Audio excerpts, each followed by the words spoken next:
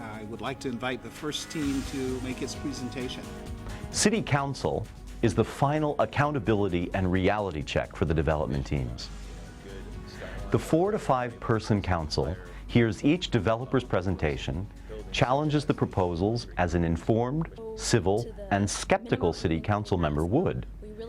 Then council awards the development contract to the winning team. And I think we made it work.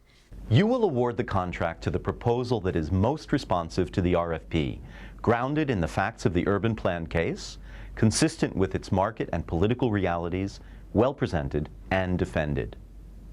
You will also expect that the developer's physical plan accurately represents the vision the team articulates.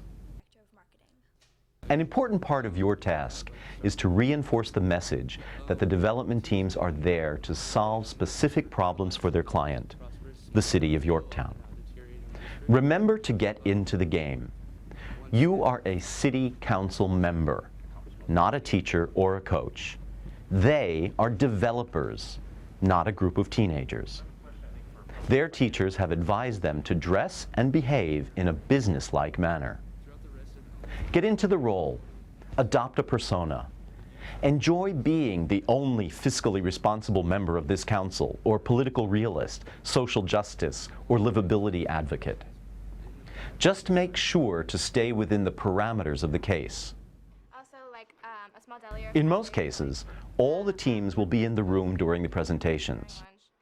Typically, council will hear 4 to 7 teams. A team distributes its presentation package to each council member just before its oral presentation. They will place their Lego model proposal in front of the council. Every team will have 12 minutes to present, and each student on the team must speak from his or her role for at least 2 minutes. Once a team hits the 12-minute mark, council must stop them, even if they have not completed their presentation. Then, council has a total of 10 minutes to question the team. That may allow for just one question per city council member. Director, Ms. Tiger, what happened to the homeless shelter? At the conclusion of the presentations, council will deliberate briefly and award the contract. And then I think we can go back and make a list of the positive attributes of each that we can give kudos to all the teams. Critical listening is essential to good decision making. To be a critical listener, you have to be an informed listener. First, know the details of the urban plan case. Second, know how to use the information in each team's presentation package.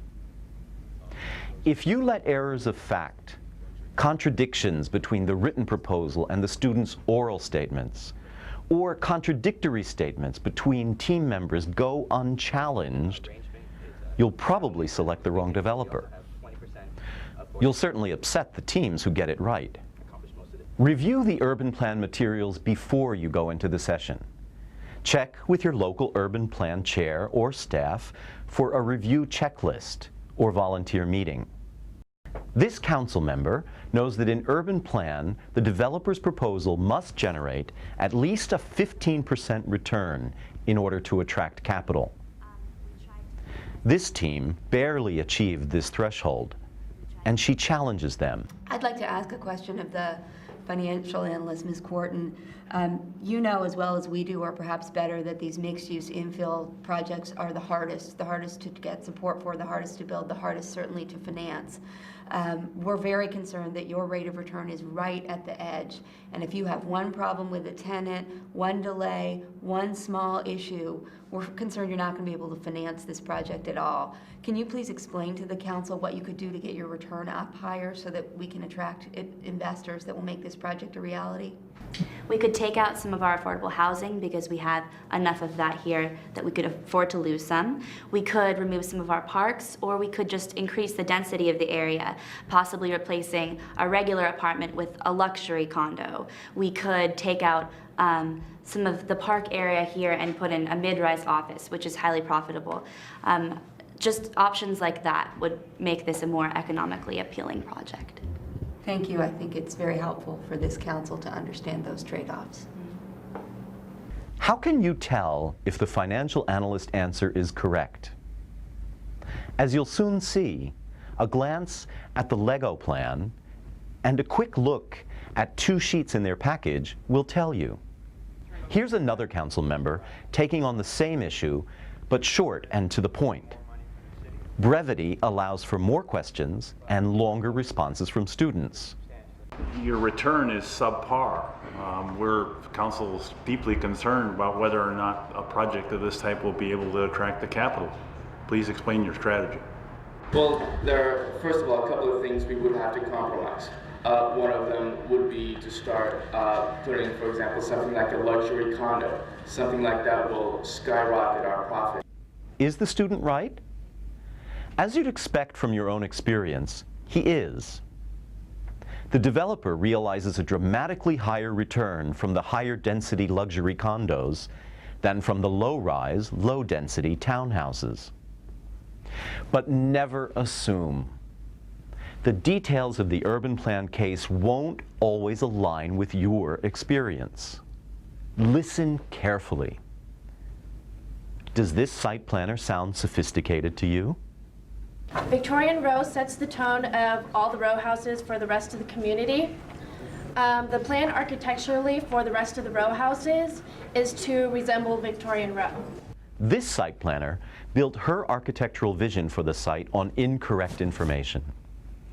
The 4 buildings that make up Victorian Row are all different, all architecturally undistinguished, none of them Victorian.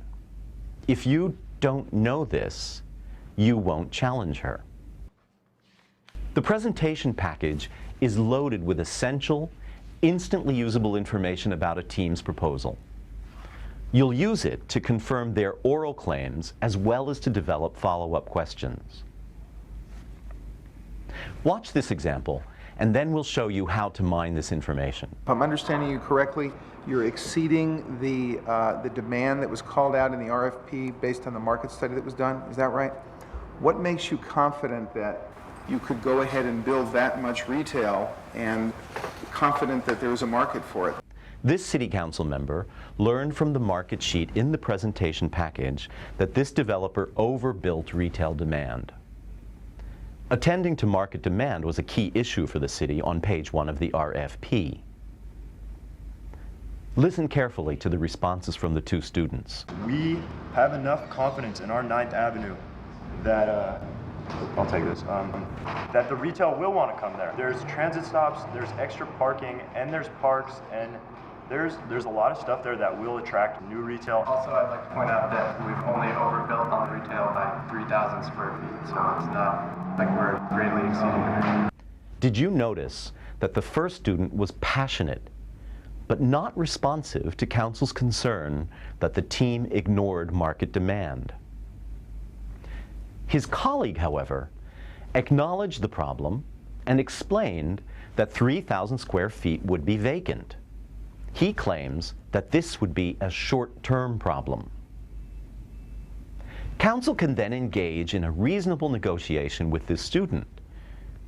We can live with 1,500, not 3,000, or we can't live with that. Irrespective of the issue, never allow a student to ignore or undervalue a basic reality of development, whether it's neighborhood politics or supply and demand. Here's another example. This council member is fully in character. I am really having a serious problem with the proposal on the retail. The supply of retail that you've put in this project is so far beyond the demand. Your absorption is over 1.5 years beyond what the RFP stated. And our RFP was extraordinarily clear that was not an acceptable proposal. Obviously, we've overbuilt the retail, and we're willing to work with you to reduce some of the retail to lower the absorption rate. I've tried a couple different scenarios where if we replace some of the retail with apartments, the absorption goes way down, and you have still the same feel of the 9th Avenue central town feeling. These important exchanges would not have happened if the volunteer had not known how to mine the data.